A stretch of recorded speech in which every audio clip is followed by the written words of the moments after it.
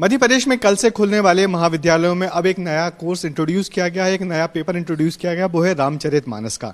रामचरितमानस दर्शन शास्त्र का एक पूरा पेपर है जिसमें पढ़ाया जाएगा, यानी कि कह सकते हैं कि मध्य प्रदेश में कॉलेज के छात्र अब रामचरितमानस को ही पढ़ेंगे। और ये एक फैसला लिया है मध्य प्रदेश के उच्च शिक्षा मंत्री डॉक्टर मोहन यादव जी ने। डॉक्टर साहब, ये सब क्या सोच के आपने रामचरितमानस को इंट्रोड्यूस कर रहे हैं पाठ्यक्रम में? देखिए, हम नहीं कर रहे हैं, ये हमारी रमेश पोखरियाल जो शिक्षा मंत्री तत्समय माननीय प्रधानमंत्री की अध्यक्षता में जो कैबिनेट से शिक्षा नीति लागू हुई है, उसी के परिप्रेक्ष्य में मध्य प्रदेश सरकार ने यशस्वी मुख्यमंत्री शिवराज सिंह जी चौहान के नेतृत्व में हमने ये शिक्षा नीति लागू की है। और मुझे इस बात की खुशी कि माननीय मुख्यमंत्री जी के नेतृत्व में जब हमने उच्च शिक्षा विभाग ने शिक्षा नीति लागू की तो इसका हमने अपना आप में एक पाठ्यक्रम विद्वानों से बैठकर बनवाया और विद्वानों के अध्ययन मंडल ने जो जो विषय रिकमेंड किए वो लगभग 131 प्रकार के विभिन्न प्रकार के विषय हैं।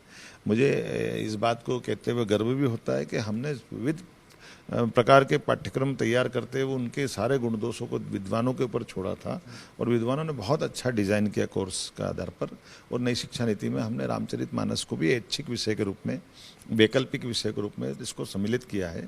भगवान राम यहाँ के रोम रोम में बसे हुए हैं, उनके जीवन को यद्यपि कहते हैं कि 17 लाख साल हो गए, लेकिन ऐसा लगता कल की बात है। उनके जीवन के आदर्शों से विद्यार्थियों के अंदर मानसिक, नैतिक और सर्वांगीण विकास हो, ऐसे सभी विषयों के साथ साथ वैकल्पिक विषय में वो रामचरितमानस भी ले सकते हैं। मगर बात यही होती, लोग कहते हैं कि ये पाठ्यक्रम का भगवाकरण किया जा रहा है सरकार, बीजेपी सरकार द्वारा।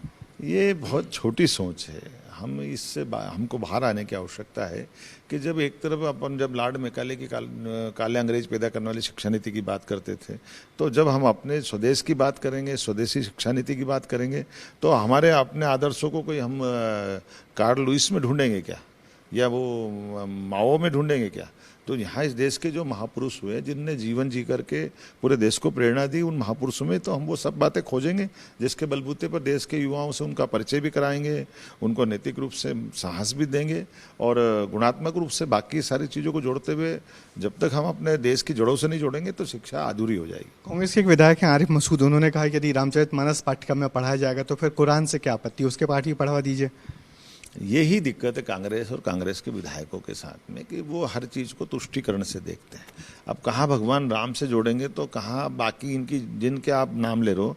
तो ये कोई हमने सर्वधर्म का कोई संस्थान की बात नहीं कर रहे हैं, ये एजुकेशन की बात कर रहे हैं। और एजुकेशन में किसी व्यक्ति विशेष के आधार पर या किसी धर्म विशेष की बात न करते हुए विद्वान जो आमतौर पे उच्च शिक्षा से जुड़े हुए जो जो रिकमेंड करेंगे, सरकार का दायित्व है वो लगाने के लिए वो स्वतंत्र भी है। और हमने इसलिए माननीय मुख्यमंत्री के नेतृत्व में माननीय शिवराज सिंह जी चौहान के अध्यक्षता में शिक्षा नीति लागू हुई है और हमने पाठ्यक्रम का हिस्सा बनाया। तो मुझे गर्व है इस बात का कि हमने जो विद्वानों ने दिया उसको यथासंभव लागू करने का। मंत्री जी, आपने मध्य प्रदेश के जो कुलपति हैं उनका नाम भी बदलने की एक पेशकश की है, क्या होगा उनका नाम, उसके पीछे क्यों? देखिए, कुलपति का शब्द, ये जो शब्द बना था, आपको ध्यान हो पहले पुराने समय में जिलाधीश शब्द था।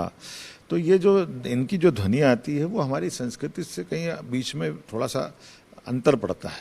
इसी कारण से हमने कुलपति बोलते जो खास करके महिला प्राध्यापक कुलपति बनती है तो पति का परिचय आता कि मैं कुलपति का पति हूँ, तो थोड़ा एक अलग स्थिति बन जाती है। ऐसे में कुलगुरु, हमारे यहाँ गुरु शिष्य परंपरा प्राचीन समय से लागू है और कई ऐसे राज्य हैं जो आज कुलगुरु कुलपति के रूप में कुलगुरु के नाम से जाने जाते हैं। महाराष्ट्र सहित दक्षिण के कई राज्य कुलगुरु कहते हैं। तो अच्छी चीज़ को तुरंत लागू करने में क्या तकलीफ होना चाहिए। तो हम माने कि ये मध्य प्रदेश की स्वदेशी शिक्षा नीति है जिसके तहत रामचरितमानस और कुलगुरु की बात कर रहे हैं आप? मैंने कहा कि भारतीय शिक्षा नीति है जो भारत सरकार ने लागू की है, आप इसको स्वदेशी करो तो मुझे गर्व है इस बात का कि ये होना चाहिए। और कोई अगर इसको भगवाकरण कहता है तो मुझे इस बात पे भी गर्व है कि अगर हम अपने देश की जड़ों से जुड़कर कोई बात करते हैं तो इन सारी बातों का हमको कोई अपमान नहीं महसूस होता, हमको गर्व महसूस होता है। बहुत शुक्रिया आपका। ये थे मध्य प्रदेश के उच्च शिक्षा मंत्री मोहन यादव, डॉक्टर, जिनका कहना है कि लोग कुछ भी कहें मगर बात है स्वदेशी आचार विचार से जोड़ने की, वही छात्रों को पढ़ाया जाएगा। Brajesh Rajput, ABP news, Bhopal.